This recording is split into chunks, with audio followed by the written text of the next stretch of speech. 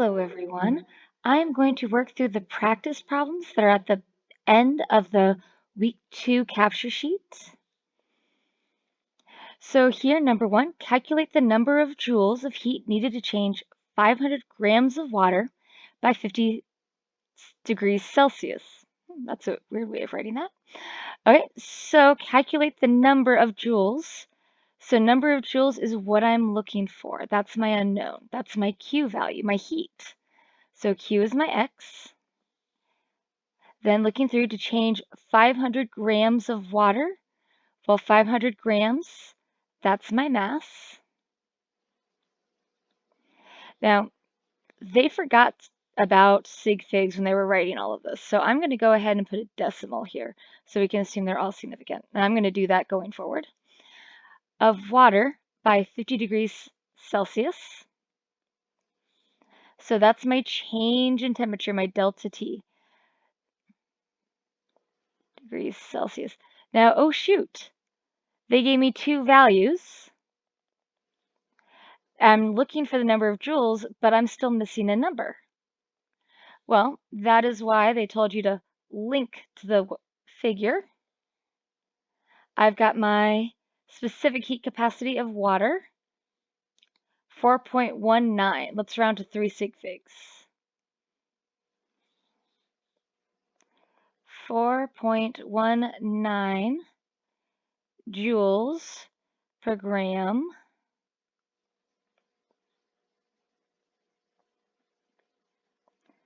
degree Celsius. There we go. And this is grams. Okay, so now I've got all my variables that I need, what I'm looking for, so I can just plug it into my equation. So X is equal to 500 grams,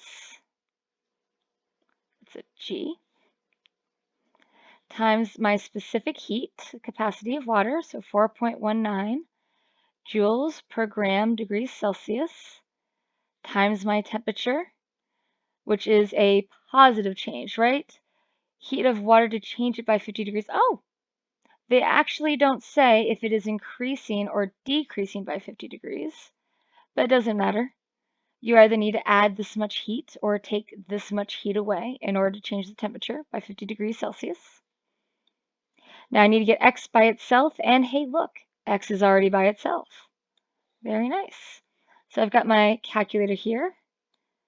500 times 4.19 times 50 is equal to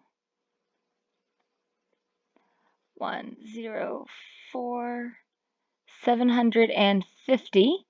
Now I just need to figure out my units, and I have high expectations of you guys. I also expect significant figures. So grams divided by grams cancel out grams. My unit's not grams.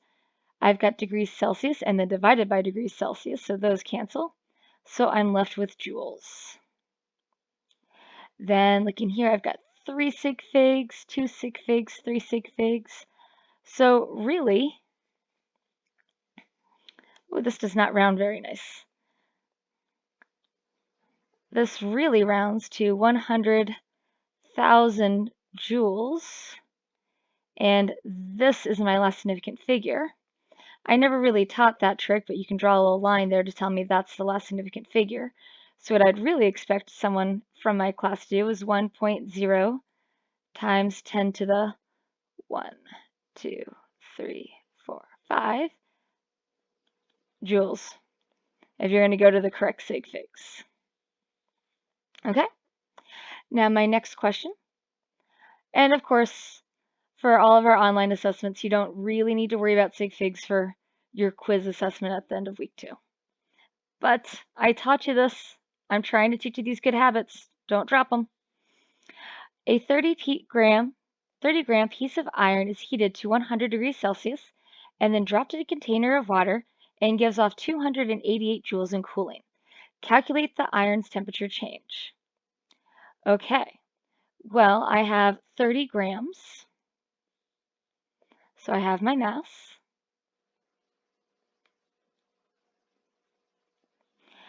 I have is heated to 100 degrees Celsius and then dropped into a container of water that gives off 288 joules. I can use that. I can't really use this 100 degrees Celsius because this tells me my final temperature, but it doesn't tell me my initial temperature. I think I might go a little bit further here and find out what the initial temperature is because I'm kind of curious.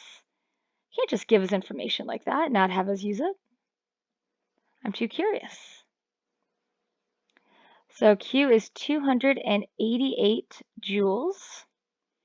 And they were ever so kind. They're not going to make us look up the specific heat. They're telling it to us in the problem. The specific heat of my iron is 0. Oh, wrong color.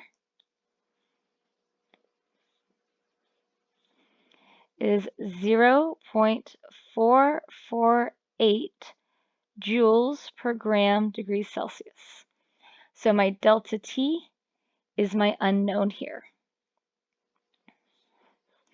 So plugging this in, 288 joules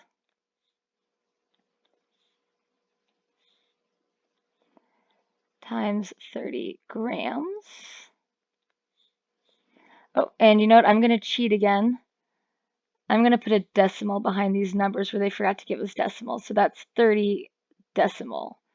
So it gives me 2 sig figs to work with. 0.448 joules per gram degrees Celsius times my x. Okay, I need to get x by itself. X is not by itself. So since these guys are multiplying by x, to get x by itself, I'm going to divide by 30 grams and 0.448. Whatever I do to that side, I do to this side.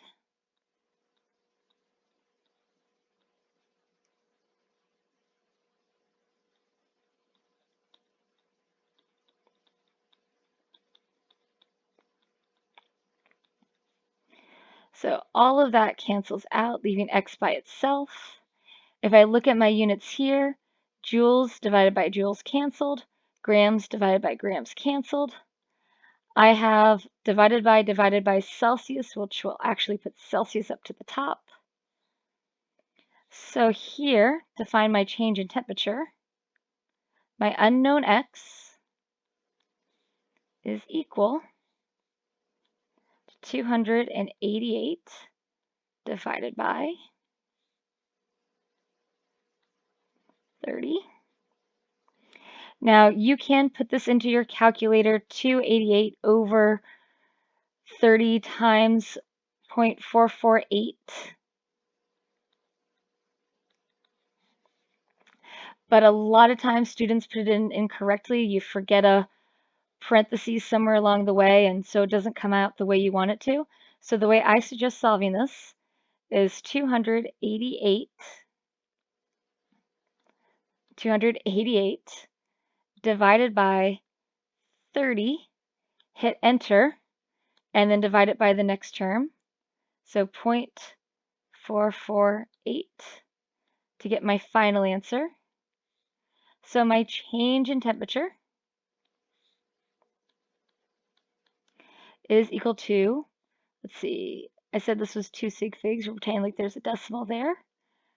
So I'm just going to round to 2 sig figs. So that would be 21 degrees Celsius is my change in temperature. And that's all they asked you. But I'm curious. It was heated to 100 degrees. So I kind of wonder, what was the initial temperature? So I know my delta T is 21 degrees. So my final temperature was 100 degrees.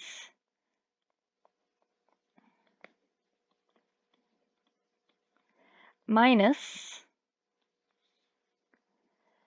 my unknown initial temperature is equal to 21 degrees Celsius. So just because I want to know, I'm just going to subtract 100. There we go. Subtract 100 degrees Celsius from either side. So my negative initial temperature is equal to 100. Nope, that's not right. Is equal to 21 minus 100. Means that my initial temperature was negative 79 degrees Celsius. That doesn't make sense. Oh, hey, look. Negative TI. Temperature initial is negative 79. So really, I'm kind of multiplying it by negative 1. So if I divide both sides by negative 1, gets rid of that negative, divided by negative 1, gets rid of that negative. My initial temperature, if you're curious like me, was 79 degrees Celsius. But all you were asked for was just change in temperature. All right, question number 3. When a 50-gram piece of aluminum at 100 degrees Celsius is placed in water, it loses 3,075 joules of heat while cooling to 30 degrees Celsius. Calculate the specific heat capacity of the aluminum. Okay, well, looking here, the first thing I have is my mass. I've got 50 grams. And I'm going to put in decimal places. At 100 degrees Celsius, I can't go and plug that in because that's just a temperature. That's not a change in temperature. So I'm going to put a pin in that. There we go, a little dot there. And there's my other temperature. I'll come back to those. It loses 3,075 joules. So it loses it. So that's a negative 3,705 joules. Now, if you don't put a negative here, your final answer is going to be negative, which doesn't really make any sense. You can't have a negative specific heat capacity. If any of these questions you end up with a negative and that doesn't seem right, change it to a positive. It's an easy mistake to make. It's the negative versus the positive just tells us the direction. So if you mess it up, you just get a negative where you should get a positive. You should notice it doesn't seem right. Just flip it over and then problem's fixed. Now calculate the specific heat capacity. So Cp is my unknown and my delta T, so my change in temperature. Well, my final temperature is 30 degrees Celsius minus my initial temperature, which is 100 degrees Celsius. So 30 minus 100, 30 minus 100 gives me a final answer of negative 70 degrees Celsius. Well, not a final answer. So now I just plug it into Q equals MCAT.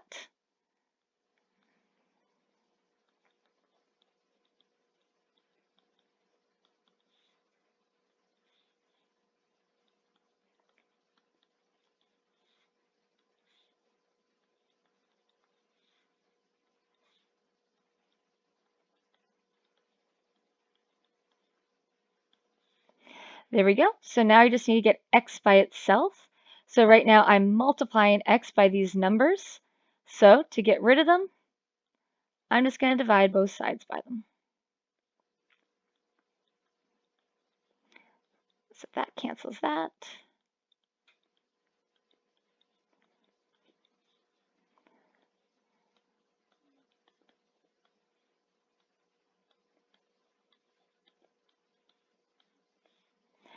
So now let me rewrite this just so it's a little bit more clean. My unknown specific heat capacity is equal to negative 3,075 joules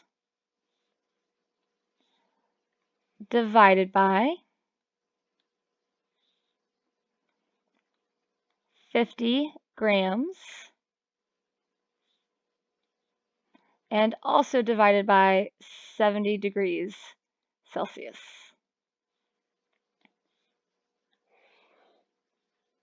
Now notice my units. I've got joules on top, grams on the bottom, degrees Celsius on the bottom. Nothing here can cancel or combine, so I'm going to end up with all those units. So divided by my first amount, which is 50. Then divide it by my second amount, which is 70.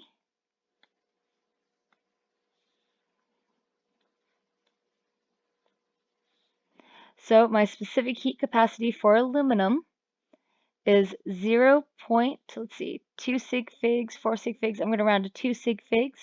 Is 0.88 joules per gram degrees Celsius. Now, since we have that reference table, let's check our answer. Aluminum right here, its reported value is 0.900 joules per grams Kelvin, which is what we found. Awesome. 0.88, that's very close to 0.90. So awesome. And who knows what happened here? It probably wasn't a perfect system. Probably some energy escaped into out of the system. So number 4 is a bit more complex. So I'm actually giving it its own page to go over the answer to this one. So what would be the final temperature if you mixed 1,000 grams of 20 degrees Celsius water with 2,000 grams of 40 degrees Celsius water? This one is a bit tricky. It's not as straightforward as the others because we're not going to quite use Q equals MCAT like we have before. We are going to use Q equals MCAT, but we're really going to have to use it like a tool rather than just an answer machine, an answer vending machine. So what's going to happen is that this 1,000 grams of cold water is going to absorb energy from the 2,000 grams of warmer water. So there's going to be an energy change here. My cold water is going to gain some amount of energy. My warm water, my hot water, is going to lose some energy to the cold water. Now, the important thing is that amount of energy is equal. It's equal and it's opposite to each other. I'm going to have a positive change in temperature for my cold, and I'm going to have a negative change in temperature for my hot water. So I'm going to end up with the same amount of Q. I'm going to end up with the same final temperature. My masses are different and my specific heat are the same, but my Q's are the same. The only thing that's different is some of them are going to be, my cold is going to be a positive amount and my hot is going to be a negative amount, but it's going to be the same number. So in this problem, we aren't really given our Q's. We're not told the energy, but that's going to be okay. We're not actually going to need it. We are given our masses. My cold water, which 20 degrees Celsius isn't really cold, but it's colder than 40 degrees. I know my specific heat of water. I'm going to go ahead and use 4.18. And my temperature for the cold. I don't know my change in temperature, but what I do know for my change in temperature is my final temperature minus my initial temperature is 20 degrees Celsius. That's all I can really put there. Then for my hotter water, I know that I've got 2,000 grams of my hotter water. Underline my masses. I know that it's water, so my specific heat is 4.18 joules per grams per degree Celsius. And my change in temperature, I don't know, because I don't know what my T final is, but I do know my initial temperature. So I do know that my change in temperature is equal to my T final minus 40. I also know that's going to be a negative number, but we don't need to worry about that for now. So We don't know our T final and we don't know our Q's, but we know that one Q is equal and opposite to the other Q. So what we can do is I'm going to take this equation and make it equal to itself by plugging in this on either side of the equation. So I know that the Q for my cold water, which is gaining energy, is 1000 times 4.18 times my change in temperature.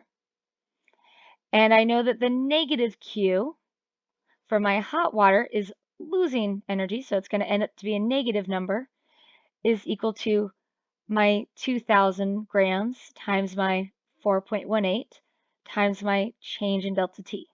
So what I'm going to do, I know these Q's are equal, so I'm going to substitute this Q with all these variables.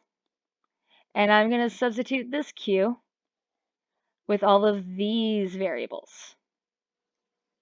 Because Q is equal to Q. I don't need my Q here.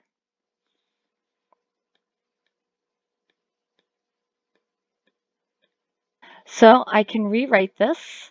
I have the mass of my cold water times the specific heat capacity of my cold water times delta T of cold is equal to negative mass of hot, specific heat capacity of hot, delta T of hot. I know that Q gained is equal to minus Q lost, so I can just plug in the equation in its place. So now I can start plugging in the numbers. So I have 1000 grams times 4.18 joules per gram degree Celsius times, here's where it gets a bit weird, but not too bad, final temperature minus 20 degrees Celsius is equal to negative 2000 grams. And I'm just going to keep the negative on the 2000 grams times 4.18 joules per gram degree Celsius times my delta T, which over here all I know is it's T final minus 40 degrees Celsius. Boy, it sure is hard to write in a straight line on these tablets. Okay, so now I have my whole equation. I'm just looking for my X, my unknown, my T final. So now I'm going to start combining what I can. I'm going to try and simplify it. I want to eventually get my T finals all by themselves. So over here, I have 1000 grams. I have 2000 grams. I have the same specific heat capacity on either side. So I'm going to quickly combine these. And notice it's just easier to take 2000 and divide it by 1 than to go the other way. That's why I'm choosing this direction. You can go the other way if you really feel like it, but you're just making your life harder than it needs to be.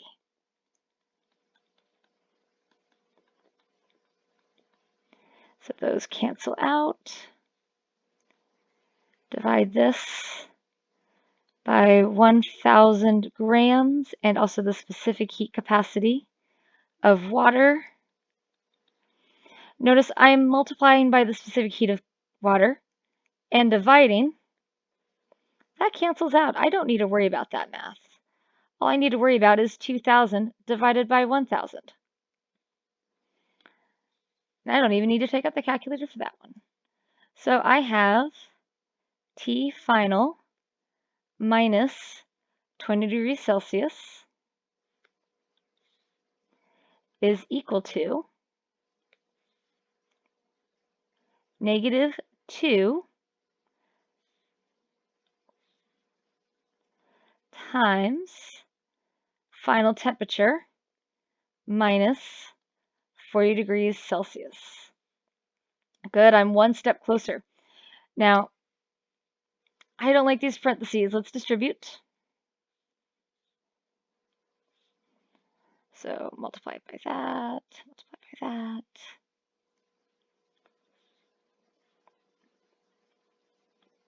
T final minus 20 degrees Celsius is equal to -2 T final minus 80 degrees Celsius. Oops, that is not minus 80 degrees Celsius. That is plus 80 degrees Celsius. -2 times -40, positive 80. So now I want to get my TFs, my temperature finals, on one side of the equation and my temperatures on the other. So I don't like these negative numbers, so let's do the opposite. Oh, that does not look right. That looks like a times. Let's add 2 TF to either side. And while I'm getting all of my final temperatures to the left side, let's get my numbers to the right side so it's actually by itself. And I'm going to start changing colors now. So it's minus 20 degrees. So add 20 degrees Celsius, cancels. Add 20 degrees Celsius. So now I have 3 final temperatures is equal to 80 plus 20 gives me 100 degrees Celsius. We're almost there. So I've got my unknown times 3 is equal to 100. So I just need to divide both sides by 3. So my T final is 33.3 degrees Celsius. It's a long problem, it's a thinker, but we did it. And here we're going to do kind of a similar thing. What's the specific heat capacity of a 50-gram piece of metal that's 100 degrees Celsius that will change 400 grams of water 20 degrees to 22 degrees Celsius? So, like last time, I'm going to need to use Q equals MCAT twice. So first, I'm going to figure out how much energy went into my water.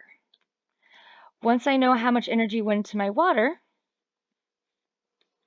I'm not on pen, I am on pen. So the Q of my water is gaining heat energy, it went up by 2 degrees, is equal to negative Q of the metal, because my metal is losing energy. So its Q value is going to be negative. So I'm going to solve for the water first.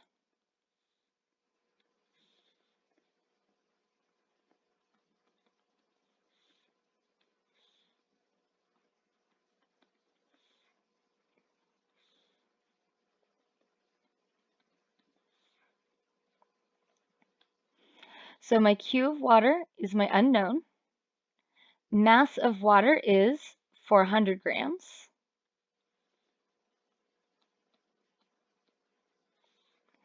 The specific heat capacity of my water, if we look it up, I have 4.186, so that rounds up to 4.19.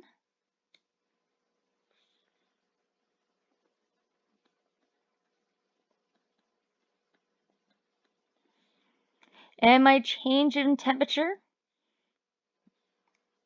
let me put on the purple pen. I start at 20 degrees, I end at 22, so 22 minus 20 is 2 degrees Celsius. So I plug this in.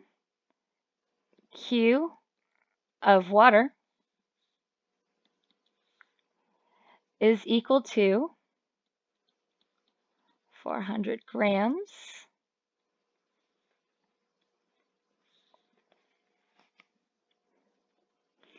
times 4.19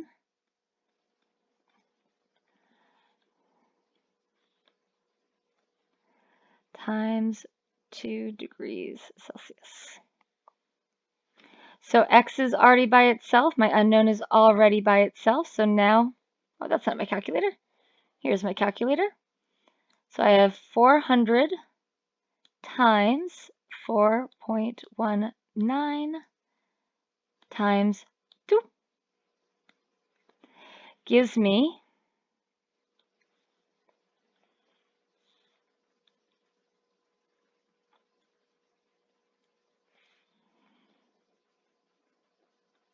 Q of water is equal to 3,352 joules. So now, oops, I didn't want to do that.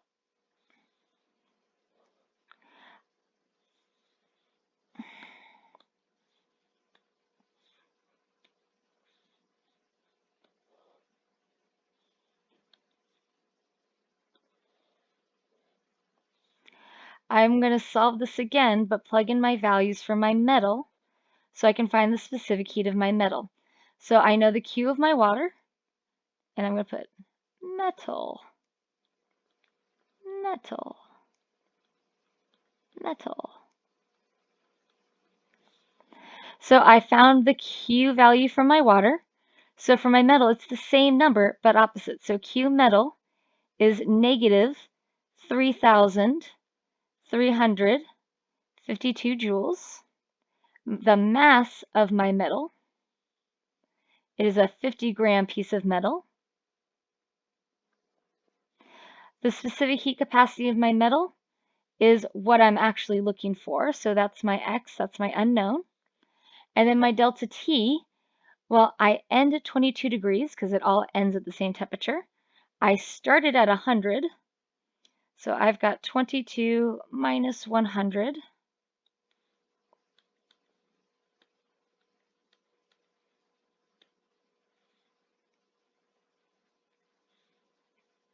Let's try that again. 22 T2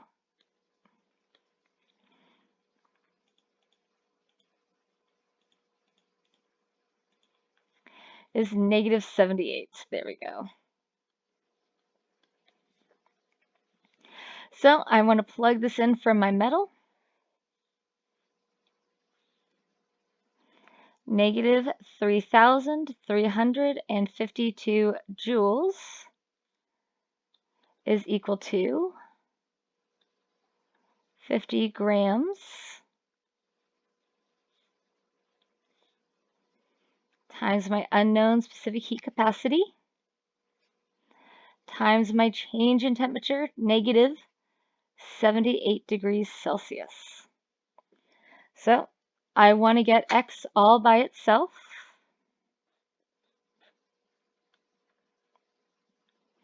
So I'm going to divide, oh, there we go, both sides by 50 grams times negative 78 degrees Celsius. That cancels, and then on this side,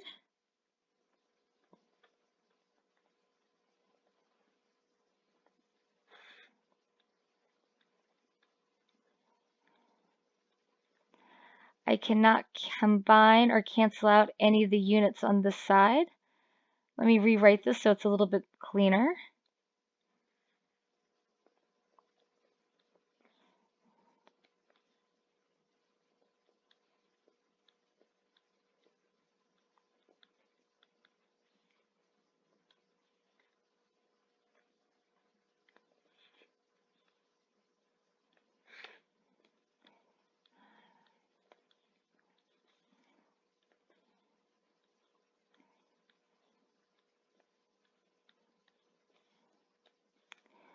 So I'm going to plug this into my calculator. X is all by itself.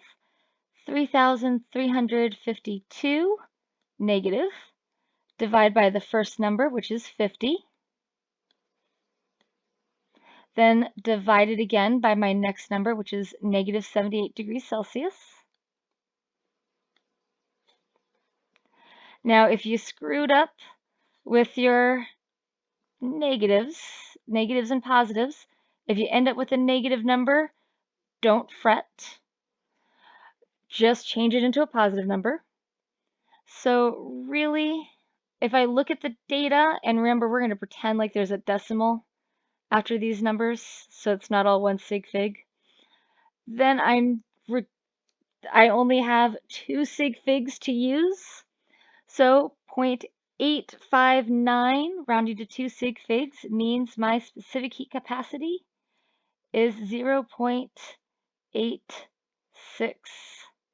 joules per gram degrees Celsius. And I wish that we could go ahead and double check our answer with this table, but it doesn't actually tell us what type of metal it is, so we can't double check our answers. We just have to hope it's true. But I hope you guys found this video helpful. Remember, all of us teachers have Zoom office hours. Just look where we post them and drop in if you have any questions.